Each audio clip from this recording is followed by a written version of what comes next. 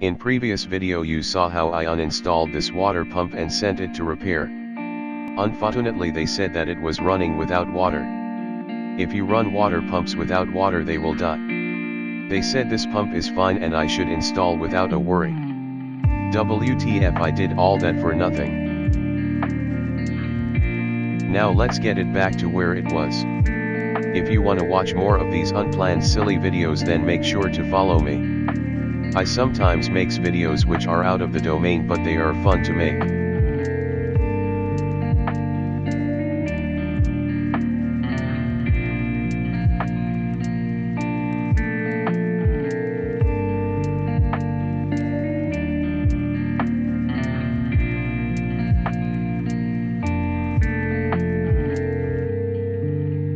Suggest me next video topic which is related to cars or film making. Peace.